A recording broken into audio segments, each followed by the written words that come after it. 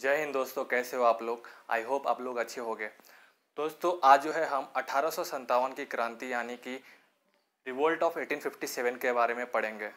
ये जो है हमारे मॉडर्न हिस्ट्री का सबसे बड़ा भाग है, यानी कि सबसे इम्पोर्टेंट पॉइंट भाग है, ठीक है। और इसके बारे में जानेंगे कि ये क्यों हुआ था और इसमें कौन कौन से स्वतंत्र सेनानी ने भाग लिया था और इसकी स्टार्ट होने की वजह क्या थी और इसको जो है कैसे सरप्रेस मतलब कैसे दबाया अंग्रेज़ों ने। तो दोस्तों स्टार्ट करते हैं। तो ये जो है पहला हमारा स्वतंत्रता संग्राम था, मतलब सबसे पहली जो इंडिपेंडेंस की लड़ाई थी वो थी 1857 की। ये सबसे बड़ा मतलब इतना बड़ा आंदोलन था दोस्तों कि इसने अंग्रेज़ों को एकदम हिला कर रख डाला था। तो वो टाइम पे जो था, ये जो हमारा 1857 का रिवोल्ट था वो हमारे पूरे इंडिया में, यानी कि जो सेंट्रल इंडिया है और जो नॉर्थन इंडिया है यानी उत्तरी भारत और मध्य भारत में पूरी तरह फैल चुका था। और इसको सबसे पहले स्टार्ट किया था मंगल पांडे ने, ठीक है। तो चलिए उसके बारे में आगे जानेंगे और इसके पहले क्या क्या कॉज थे, यानी कि इसके कारण क्या थे ये स्टार्ट होने के, उसके बारे में जानते हैं। तो सबसे पहला कारण था दोस्तों पॉलिटिकल कॉज, यानी कि राजनीतिक कारण। इसके तहत मतलब जो नाना साहेब थे, जो कि अडॉप्टेड सन थे पेशवा बाजीराव टू के। वो टाइम पे जैसे कि आपको पता है नवाब राजपूतों और जैसे कि मराठाओं का किंगडम था अंग्रेज़ों के टाइम पे भी। तो वो जो पेशवा बाजीराव थे, बाजीराव टू थे, उनके गोद लिए हुए बेटे थे नाना साहेब। तो उनको जो है पेंशन देने से मना कर दिया था अंग्रेज़ों ने। मतलब इसके चलते जो है नाना साहेब ने कानपुर से जो है विद्रोह स्टार्ट कर दिया, क्योंकि उनको जो है पेंशन देने से मना कर दिया गया। वो टाइम पे जो है दोस्तों जो भी राजा होता था, चाहे उसका उत्तराधिकारी होता था, वहाँ पे जो है अंग्रेज़ों के वो राज्य जो है अंग्रेज़ों के वहाँ पे रूल करते थे, अंग्रेज़ रूल करते थे। और उसको जो है वहाँ का उत्तराधिकारी होता था, उसको कुछ पेंशन दिया जाता था अमाउंट के रूप में, मतलब कुछ पैसे दिए जाते थे पेंशन के रूप में। तो उसी को मतलब नाना साहेब को जो पेंशन देने से मना कर दिया और इसी के चलते जो है नाना साहेब ने कानपुर से विद्रोह स्टार्ट कर दिया। दूसरा जो दोस्त देख सकते हो, जो कि अभी लखनऊ है, उसको पहले अवध बोलते थे, उसको भी ये अंग्रेज़ों ने कब्जा कर लिया। और जो हमारा झांसी भी जो यूपी में है, उसको भी अंग्रेज़ों ने कब्जा कर लिया डॉक्ट्रिन ऑफ लेप्स के तहत। मतलब डॉक्ट्रिन ऑफ लेप्स क्या है, इसको सबसे पहले स्टार्ट किया था लॉर्ड डलहौजी ने। और इसको जो है इसमें जो है डॉक्ट्रिन ऑफ लेप्स में जैसे कि जो भी राजा का बेटा, मतलब अभी राजा है, अगर उसका कोई उत्तराधिकारी नहीं हुआ, वो उसका खुद का बेटा हो नहीं है, तो कोई भी गोद लिया हुआ बेटा जो है उत्तराधिकारी नहीं बन सकता। यानी कि राजा का अगर बेटा खुद का हो तो ही वह उत्तराधिकारी होगा। अगर उत्तराधिकारी मतलब अगर राजा जो है किसी गोद लिए हुए बेटे को अपनी गद्दी पे बिठा रहा है तो ऐसा नहीं होगा। डॉक्ट्रिन ऑफ लिप्स के तहत, जो कि 1857 में लॉर्ड डलहौजी ने स्टार्ट किया था। तो इसमें वही था दोस्तों कि जो भी अब राजा मतलब जो भी राज्य में जिस राजा का उत्तराधिकारी यानी कि खुद का बेटा ना हो, वह जो है राज्य वो अंग्रेज़ों के अधीन चल जाएगा और अंग्रेज वहाँ पे रूल करेंगे। तो सेम वही हुआ था झांसी में। झांसी की रानी जैसे कि आपको पता है लक्ष्मीबाई के बारे में। तो वहाँ पे भी जो गंगाधर राव थे वहाँ के राजा, उनका जो था खुद का पुत्र मतलब हुआ था, बट उसकी मृत्यु हो गई थी। और इसी तहत जो है झांसी की रानी ने और उनके पति गंगाधर राव ने एक गोद लिया था बेटा, जो कि अंग्रेज़ों ने एक्सेप्ट नहीं किया। और डॉक्ट्रिन ऑफ लेप्स के तहत जो है उन्होंने झांसी को मतलब अंग्रेज के उसमें रूल में मिला लिया। तो वही है दूसरा कारण। तो ये जो है पॉलिटिकल कॉज, ठीक है, राजनीतिक कारण ये थे दोस्तों। दूसरा जो था हमारा मिलिट्री डिस्क्रिमिनेशन, यानी कि सैनिकी भेदभाव। जो हमारे इंडियन सोल्जर्स थे, जो हमारे इंडियन भारतीय सैनिक थे, उनको जो है एकदम कम पैसे यानी कि कम सैलरी दी जाती थी।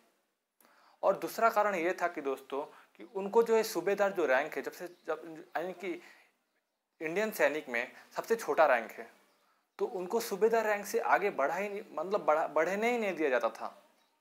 और उनको सिर्फ सूबेदार रैंक तक ही रखा जाता था, मतलब आगे की प्रमोशन दी ही नहीं जाती थी भारतीय सैनिकों को। और उसमें क्या था कि उनको रेशियली इंसल्ट किया जाता था, यानी कि उनको जो है जात भेदभाव या रंग के तहत उनको इंसल्ट किया जाता था, अपमानित किया जाता था। क्योंकि जैसे कि अंग्रेज़ जो थे गोरे थे और हम लोग मतलब जो भारतीय जो थे वो सावले कलर के थे। और इसी की वजह से जो था ये मिलिट्री डिस्क्रिमिनेशन की वजह से ही यह हमारा रिवोल्ट ऑफ 1857 हुआ। तो ये जो हमारा दूसरा कारण था दोस्तों। तीसरा कारण है जैसे कि रिलीजियस डिस्क्रिमिनेशन, यानी कि धार्मिक भेदभाव। हमको पता है जैसे कि पहले जो हमारे पूर्वज थे वो विडो रीमैरिज जैसे कि किसी भी विधवा का पुनर्विवाह या सती प्रथा, अबॉलिशन ऑफ सती, जैसे कि सती प्रथा को मानते थे और किसी भी विधवा का मतलब विवाह नहीं होना, मतलब पुनर्विवाह नहीं होना, उसको नहीं मानते थे और लड़कियों को पढ़ाई मतलब हो ऐसा नहीं मानते थे। ठीक है, तो वो इसके खिलाफ थे जो हमारे जो इंडियन थे। बट जो अंग्रेज जो थे वह जो सोशल रिफॉर्म्स मतलब ये विडो रीमैरिज एक्ट को लेके आए और जो है हमारे अबॉलिशन ऑफ सती यानी कि उन्होंने सती प्रथा को ख़त्म किया और लड़कियों के स्कूल, जो लड़कियां पढ़ती थी मतलब उनके एजुकेशन को स्टार्ट किया, उनको स्कूल भेजाया और जो है क्रिश्चियन मिशनरीज उसमें से कारण था। तो ये जो थे इसी के कारण जो है हमारे इंडियन जो थे, हमारे भारतीय जो लोग थे, उन्होंने सोचा कि अब तो अंग्रेज़ों ने हमारा हर चीज़ पे कब्जा कर ही लिया है, अब साले अब ये जो है हमारे धार्मिक मतलब धर्म पे भी आ गए हैं। अब हमारे सती प्रथा और ये सब जो विडो रीमैरिज है मतलब विधवाओं का पुनर्विवाह भी करा रहे हैं, लड़कियों को स्कूल भी जा रहे हैं, तो ये हमारे धर्म के विरुद्ध जा रहे हैं और अब हमारे धर्म पे भी ये हमला बोल रहे हैं। तो इसकी वजह से जो था दोस्तों, ये धार्मिक भेदभाव के चलते भी है जो हमारा स्टार्ट हुआ था ये कॉज ऑफ मतलब रिवोल्ट ऑफ 1857। और क्रिश्चियन मिशनरीज वो टाइम पे आते थे, मतलब क्रिश्चियन जो थे हमारे दूसरे जो धर्म के होते थे उनको क्रिश्चियन मिशनरीज आके कन्वर्ट कराया जाता था। तो इसके तहत भी मतलब इसके चलते भी जो है यह स्टार्ट हुआ था। और दूसरा था कि जो हमारे सोल्जर्स होते थे, जैसे कि आपने मंगल पांडे मूवी देखी होगी, उसमें जो है आमिर खान ने मंगल पांडे का रोल किया है और उसमें जो है हमारे इंडियन सोल्जर्स जो अंग्रेज़ों के लिए काम करते थे उनको जो है जो राइफल होता था उसमें जो ग्रीस्ड यानी कार्टिजेस होते, जो बारूद होते थे मतलब गोलियां होते थे, वह जो है गायों और चर्बी, गायों की और सुअरों की चर्बी से बनी होती थी।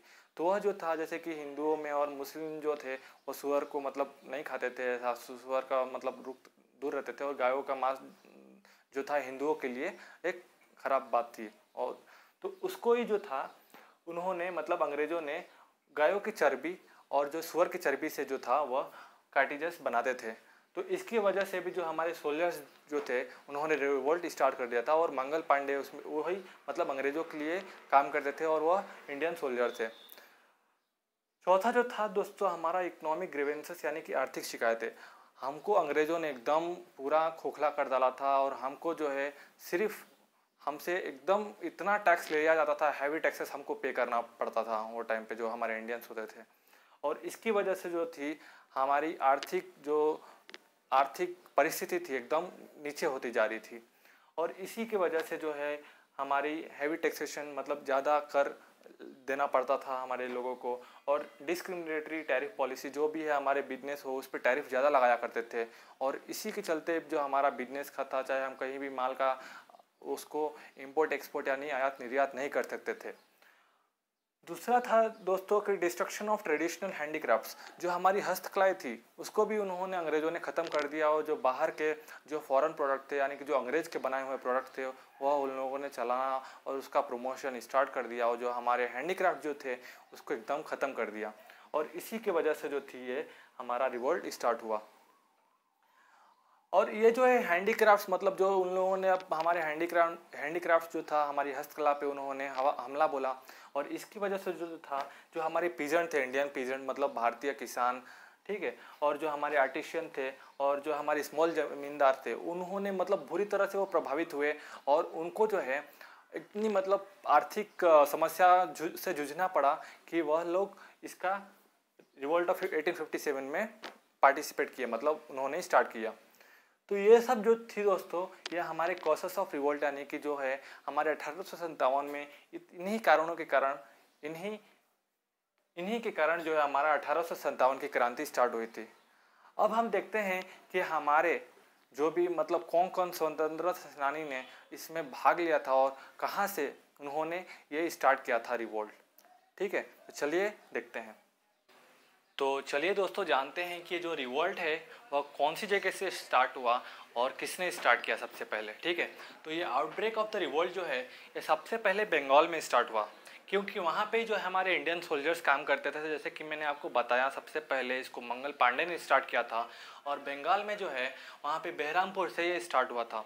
क्यों स्टार्ट हुआ था? जैसे कि मैंने आपको बताया कि जो हमारे इंडियन सोल्जर्स थे वो लोगों ने मना कर दिया कि जो है हमारे इनफील्ड राइफल जो कि गायों की चर्बी और सुअरों की चर्बी से बनी थी वो हम लोग यूज़ नहीं करेंगे बोलकर यह हमारे इंडियन सोल्जर्स ने मना कर दिया था।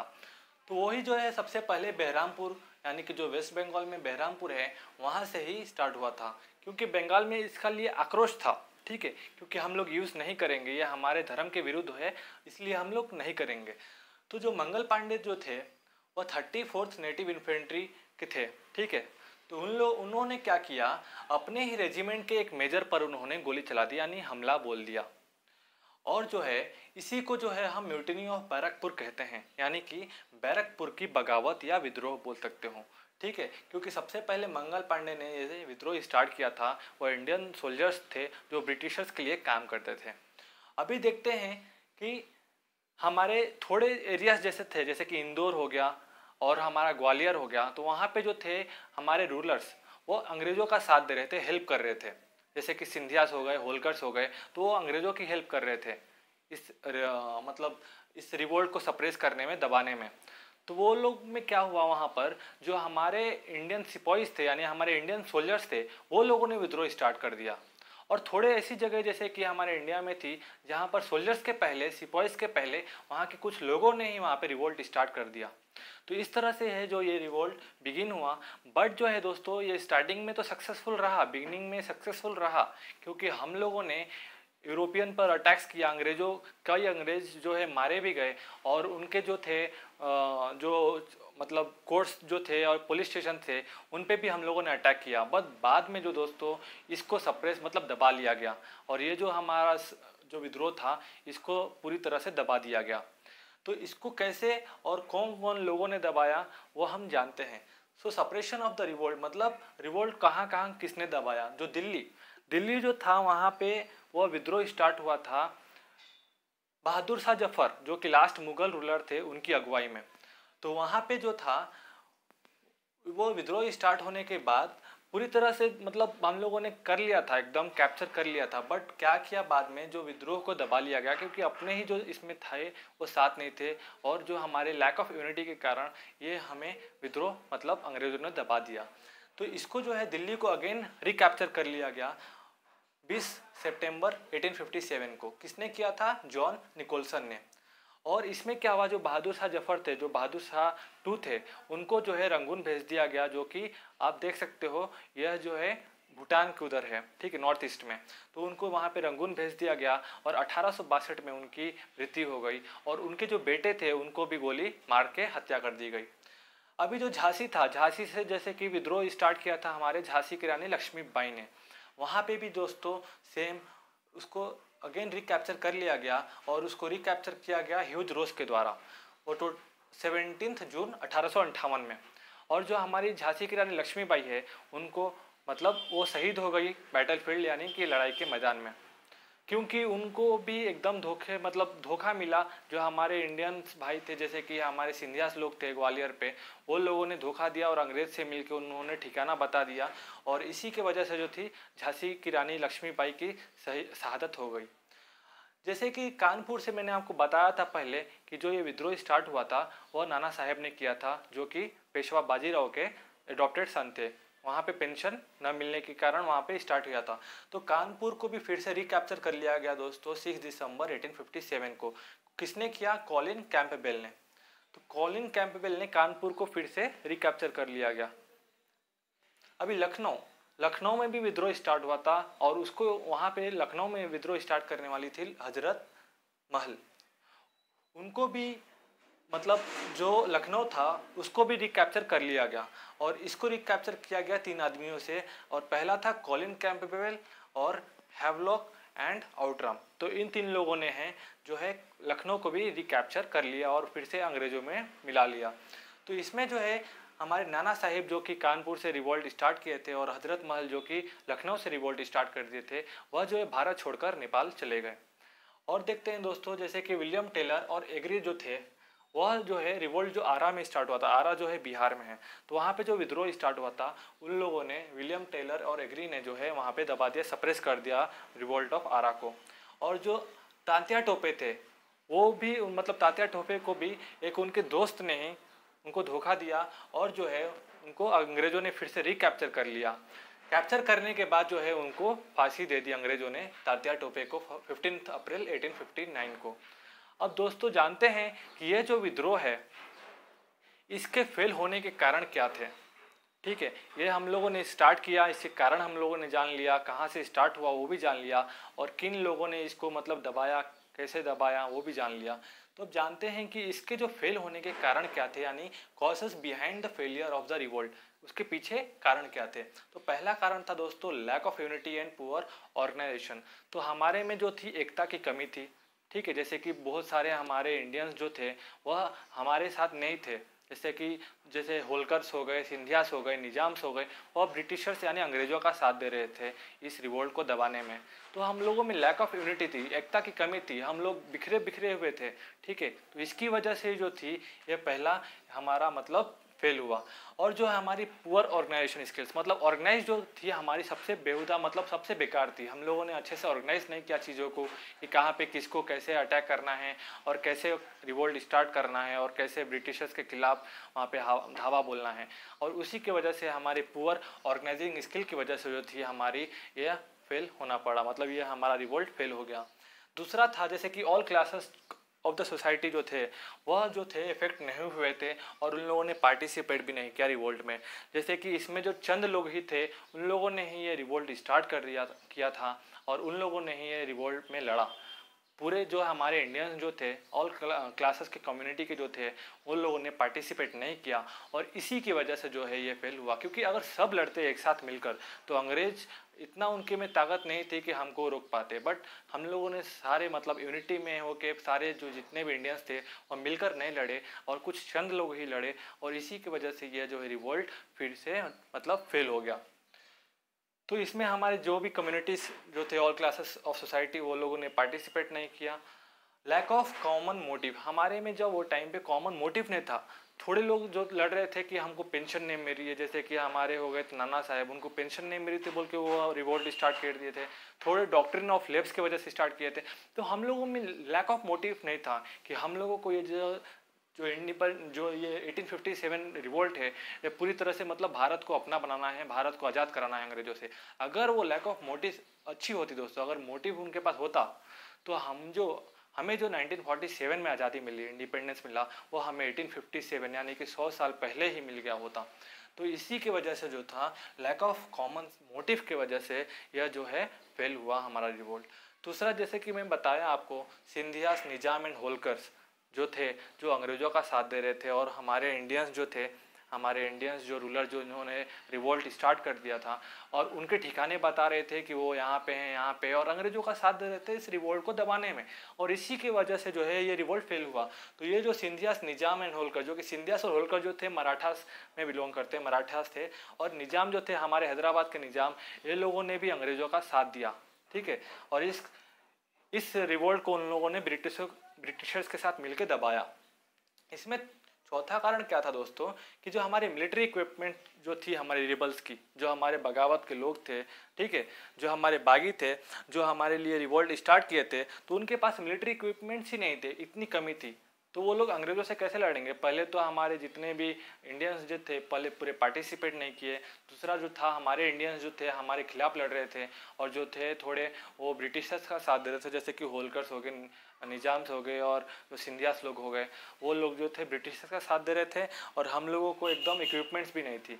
अब इक्विपमेंट्स की कमी की वजह से जो था हम लोग जो है अब अंग्रेज़ों से लड़ने में सक्षम नहीं थे, और इसी की वजह से जो है हमें फेल का रूप देखना पड़ा। और चौथा कारण जैसे कि आपको पता था बहादुर शाह जफर जो कि एकदम बूढ़े थे, टोटल उनकी एज थी 83 ईयर्स, तो वो जो थे बूढ़े और उनके पे ही टिके थे पूरा हमारा जो रिवोल्ट का था। तो इसी वजह से मतलब हमारे वो टाइम पर एकदम ये सब कारणों की वजह से ही यह जो रिवोल्ट है दबा दिया गया। अगर हमारे में फुल एनर्जी होती, और अगर हम लैक ऑफ मोटिव के साथ लड़ते, मतलब मोटिव के साथ लड़ते और यूनिटी के साथ लड़ते, और हम लोगों में यूनिटी होती, तो यह जो है ये सक्सेसफुल ज़रूर होता। ठीक है, बट ये सक्सेसफुल नहीं होने के कारण ये थे दोस्तों, और जो थे थोड़े जगहों पर जैसे कि स्टार्ट हुआ था रिवोल्ट, मैं आपको बताता हूँ, चलिए। तो दोस्तों जानते हैं कि जो हमारी ये रिवॉल्ट हुआ था किसकी अगुवाई में हुआ था और कौन कौन से जगहों पे कौन कौन अगुवाई कर रहा था, ठीक है। तो आप देख सकते हो बैरकपुर में, जैसे कि मैंने आपको बताया, वो था मंगल पांडे ने, मतलब उन वही स्टार्ट किए थे, मंगल पांडे ने स्टार्ट किया था बैरकपुर से विद्रोह। दिल्ली से बहादुर शाह जफर ने किया था, यानी बहादुर शाह 2 ने किया था। लखनऊ से हजरत महल ने किया था। कानपुर से नाना साहेब ने किया था। और झांसी से रानी लक्ष्मीबाई ने रिवॉल्ट को स्टार्ट किया था। बिहार से कुंवर सिंह और अमर सिंह ने स्टार्ट किया था। ग्वालियर कानपुर से तात्या टोपे ने स्टार्ट किया था। बरेली से खान बहादुर खान ने किया था। मांडसर जो कि मध्य प्रदेश में है, वहाँ से फिरोज शाह ने किया था। और गोरखपुर से गजधर सिंह ने किया था। तो दोस्तों इसमें से ही यही फैक्ट जो है आपको याद रखना पड़ेगा और इसी से ही क्वेश्चंस आते हैं गवर्नमेंट एग्जाम में। तो कुछ भी नहीं है, आपको जो है सिर्फ ये इम्पॉर्टेंट, इससे ज़्यादा है बट मैं जो है इम्पॉर्टेंट ही लिखा हूँ। और ये सिर्फ आप 10 जो है इनके ही नाम पढ़ लीजिएगा, याद कर लीजिएगा और इसी में से ज़्यादातर क्वेश्चन पूछे जाएंगे, ठीक है। तो चलिए मिलते हैं तब तक के लिए नेक्स्ट वीडियो में। तब तक के लिए दोस्तों जय हिंद। अगर आपको ये पसंद आया होगा वीडियो तो लाइक करिए, सब्सक्राइब करिए, शेयर करिए दोस्तों अपने दोस्तों के साथ। और 1857 में क्या हुआ था, क्या क्रांति हुई थी, उसके बारे में जानिए। और मिलते हैं तब तक के लिए नेक्स्ट वीडियो में। थैंक यू, धन्यवाद, जय हिंद।